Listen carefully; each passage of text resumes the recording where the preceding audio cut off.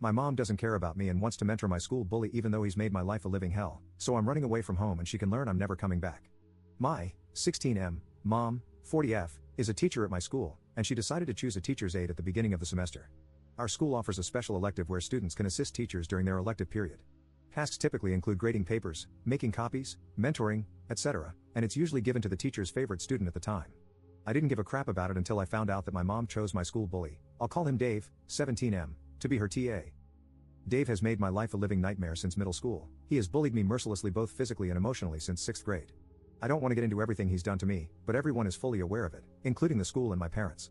There have been countless meetings with school administration and suspensions on his end, but it never stopped him. Since we've been in high school, I haven't had to see him as much, which is a relief, but the times that I do are always terrible. When I found out that he was her new TA, I was obviously very hurt and confused. I asked her why she would want to spend extra time with someone who made my life so terrible. She said that she had him in one of her classes and that he really isn't such a bad kid, but he has a really terrible home life that she can't tell me about, which makes him act out. For the record, my mom has always had a soft spot for kids who come from bad homes. I reminded her of all the things he had done to me, and she said that she understands, but he really needs help right now. I told her I get that, but why does it have to be you? We have a huge school full of teachers and staff who can mentor him. Why does it have to be you? She told me to stop being selfish and that some kids have it harder than I can imagine, and she's just trying to help. I was honest with her and told her that if she continued to have him as her aide, she would be non-existent to me. She was choosing him over me, and she would no longer be my mother. I would no longer talk to her, and the minute I turned 18, I was moving out, and she would never hear from me again. She rolled her eyes and said I was being dramatic, but after a couple of days of ignoring her, I was grounded. It didn't change my mind, and my dad then tried to force me to talk to her. I still refused, so they pretty much took everything away from me one by one for the past few weeks. I no longer have my car, computer, guitar, and most recently my art supplies, and I have to come home from school and go straight to my room. I am not allowed out except for dinner until I start talking to her again. They don't realize that this is just strengthening my resolve. I'm going to sit in this empty room every day silently until I'm 18, and they'll never see me again. My mom keeps coming and crying and begging me to talk to her, which makes me feel kind of bad, but she still won't remove Dave as her aide. Maybe I'm taking this too far, but I just feel so betrayed. Edit. I'm sorry I stopped answering everyone's questions. I just kind of freaked out when this blew up out of nowhere, and I almost deleted it a few times because I was scared someone at school would see it and recognize me. Everyone letting me know that it's not my fault helped a lot though, so I felt less embarrassed about someone I know potentially seeing it. Nothing has really changed, but a lot of you made a good point that if I'm really going to go this route, then I need to come up with a plan for what I'm going to do when I get out. I considered the military like some people suggested, but then I remembered my school has a special trade program. You go to our school for half a day, then spend the other half at our local community college taking trade classes. I think depending on what you are doing you can get an associate's degree or whatever certifications you need by the time you graduate. I went to my guidance counselor during lunch today and told her I wanted to switch to that program. She acted really surprised and asked why I wanted to change now since I'm already taking AP classes and am on the college track.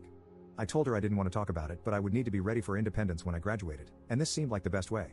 She said it might be too late to change this semester, but she would look into it for me and let me know. Update 1. To everyone who said my mom was sleeping with Dave, you were right. Just kidding, you all are weirdos and watch too much messed up crap. A lot has actually happened since last week, and while nothing is really fixed, I think things are going in the right direction. On Friday, I got called out of class to the guidance counselor's office.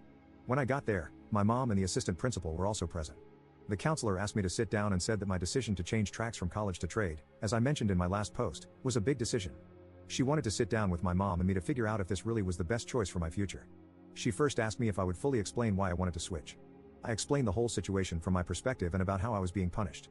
I said that if this is how I was going to be treated from now on, I wanted to become independent as soon as possible, and going to college would have me relying on my parents for longer than I would like.